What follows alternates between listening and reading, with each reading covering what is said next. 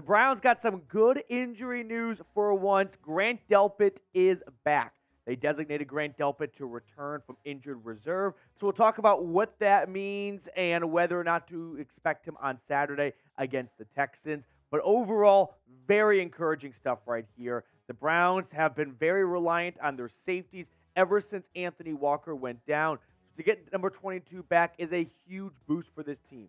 We're gonna go into more detail on Delpit's return in just a moment, but I do want to touch on some other injury news as well. Amari Cooper spoke to the media today. He said he's going to play on Saturday. Now, he's not going to practice today, Wednesday, and probably not either, today, Wednesday, or probably not either tomorrow on Thursday, but expect number 2 to be back there on the field this Saturday after missing Week 17 and Week 18, resting his heel injury. Some other guys that returned to the practice field, Pierre Strong Jr., who missed Tuesday's practice with a back injury. He's back, and that's like a pretty good boost because you might just think he's your RB3, but he's also your kick returner. So if he can't go back there for kick returns, Jerome Ford might have to go do that role. And that takes a little bit away from Jerome Ford as a running back. Greg Newsome also returned from a knee injury.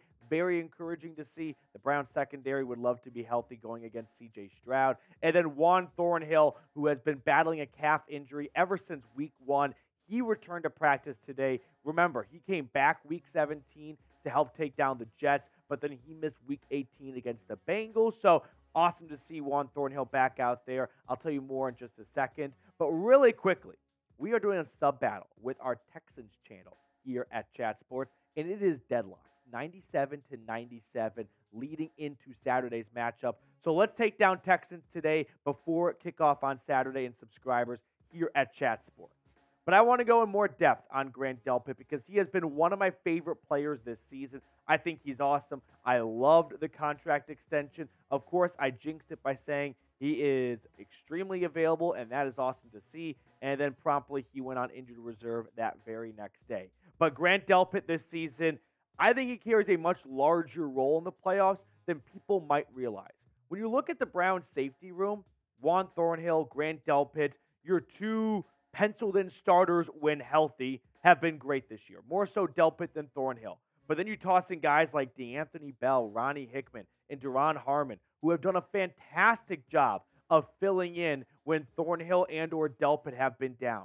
But the big boost by getting Delpit back is the linebacker room gets a little bit of pressure removed from them. Because right now, with Anthony Walker out and Tony Fields as your technical starter at middle linebacker, they have been running a nickel defense, meaning 2 linebackers and an extra DB on the field, right? JOK and Taki have been playing majority of the game, whereas Tony Fields has been that third linebacker, and you've been having a lot of 3 safety looks. I mean, we can peek at the Week 17 snap counts because Week 18 didn't really count for much with everyone sitting, but look at the snap counts. JOK and Taki playing over 90% of the game. Tony Fields played 10 snaps. Compared to Juan Thornhill, D'Anthony Bell, and Ronnie Hickman, those 3 guys, they carried a big load and carried a big burden for a 2-linebacker set, which means this is huge for Jim Schwartz. If Jim Schwartz is going to run 2 linebackers, 3 safeties for much of the game, he's going to want his best 3 possible safeties out there. And getting Grant Delpit back is a big relief for Schwartz, knowing, hey, back's against the wall a little bit, but we got reinforcements coming, and that is Grant Delpit. So Delpit coming back is more than just getting a key player back on defense. It's getting a key player back on defense that had to adjust to Anthony Walker going down, relying on extra safeties on the field, being short-handed at safety, but all of a sudden, Jim Schwartz can sleep a little bit easier at night knowing we've got some big pieces coming back to the field. So let's show number 22 some love. Type his jersey number down in the comment section. I hope that he stumbles across this video and sees that the dog pound has his back. Now, Juan Thornhill is another guy to keep an eye on. The free agent signing from last March has been underwhelming, I would say, this season. And I'm not going to put that entirely on him because of the lack of availability. He has been battling a calf injury pretty much all season long, has only played in 11 games this year, hasn't had that big welcome to Cleveland moment, right? That big interception, that forced fumble, No, that really hasn't come just yet for number one, but I am not giving up on Juan Thornhill. I still believe he is a starting caliber safety in the NFL, but he does have some great backups right now. Ronnie Hickman and DeAnthony Bell have been playing lights out football. Now, it surely helps when you go up against some of the lesser QBs over the last few weeks, like Case Keenum, Davis Mills, Trevor Siemian. Yeah, that was disgusting for the Jets. Week 18 was probably the best one in Jake Browning. So I'm not going to take away from what Hickman and Bell have done, which has been awesome. Takeaway football, 3 interceptions combined, 7 pass breakups. PFF has been slobbing on their knobs. Like, Hickman and Bell have been great this season for the Browns when called on. And they've got a great thing going in Cleveland in their safety room right now. So whether Delpit is available or not for Saturday, it is not a guarantee. He just opened up his practice window. They have not said definitively if he will play or not, but they've got 4 to 5 good safeties in Cleveland, and that's exactly what Jim Schwartz needs to hear running a nickel defense. Now, next up on the show, we're going to talk about what to keep an eye on for the rest of this week from the Browns, but also for the Texans, because usually in the regular season, you spend so much time focusing on yourself, right? What can we do to be better? But I think it's important to also scout the opponent when it comes to the playoffs just as much as you are scouting yourself. But first, today's show is sponsored by Mando. How many times have you heard someone say, "New year, new me"? Now, how many times have you heard someone say, "New year, no stink"? That is what Mando is all about. From the makers of Lume Deodorant, Mando is here to make sure 2024 is the year you showcase your best hygiene. If you suffer from stinky feet, pits, or below the belt, then Mando's doctor-developed and clinically proven odor blocker is worth giving a shot. And new customers can get $5 off a starter pack at shopmando.com with promo code CHAT. You don't want to smell like the stinky guy on the bus who doesn't believe in deodorant and everyone sits away from. So ditch that stink and get with Mando today. Mando starter pack is perfect for new customers. It comes with a solid stick deodorant, cream tube deodorant, 2 free products of your choice like mini body wash and deodorant wipes, and free shipping. Luckily, I have a discount code to help the dog pound out to get hooked up on my favorite smelling whole body deodorant on the market. New customers get $5 off a starter pack with our exclusive code. That equates to over 40% off your starter pack when you use code CHAT at shopmando.com. Once again, shopmando.com and use code CHAT to get $5 off. I put that link in the comments and description of today's video. I got my Mando deodorant right here, rocking and roll with me all day long. The next thing I gotta do is get producer Rolly to use it because it is stinky right now in Studio F. Now let's talk about the rest of the injury news here. The Texans injury report is not looking good for Houston. I don't want to build a mountain out of injury news throughout the week because a lot of these guys are going to play through injuries, but the Browns are getting healthy and the Texans are not. Robert Woods, Noah Brown, their top 2 of the 3 top receivers after Maliek Collins, both are missing practice. Noah Brown has missed time the last few weeks. Robert Woods has missed time throughout this year. Not super encouraging. But the 2 names I'm really looking at are Will Anderson and Jonathan Greenard. Their top 2 defensive ends, their top 2 sack leaders, the bulk of this pass rush. And the Texans have done a really good job of distributing the wealth. They haven't been too reliant on just one individual. But the bad news is their other top 2 guys are also injured in Sheldon Rankins and Maliek Collins.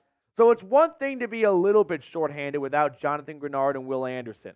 But to have your top 4 sack leaders all missing practice this week, they very well may play, but they may not be 100%. And that was an issue for the Texans back in Week 16 against the Browns. I mean, look at some of these big-time throws Joe Flacco made. Is anyone even within arm distance, spitting distance? He's in his own zip code when he's throwing some of these balls, right? There is no one near him. Joe Flacco was not sacked the entire game against Houston, and that was a big reason why he threw for nearly 300 yards in the first half alone and 3 touchdowns. The Texans' pass rush was non-existent. Why? They were missing key pieces. And those key pieces, well, some of them have missed the last 2 weeks or so, and some of them are missing time right now during practice. Now, I'm sure that for the playoff game, they are going to figure out a way to get out there, But we all know that there's playing hurt and then there's playing injury-free. And it's tough to find anyone who's not a little banged up going into January. But these guys are very banged up right now. And that could really sway things towards the Browns' favor, which is already favoring the Browns at the moment. So, one more time, the Texans injury report is not looking too good for Houston. Now, another thing to keep an eye on is the wide receivers, like I mentioned. Maliek Collins has done a fantastic job of stepping up since Tank Dell went down, but Noah Brown and Robert Woods are their next two guys.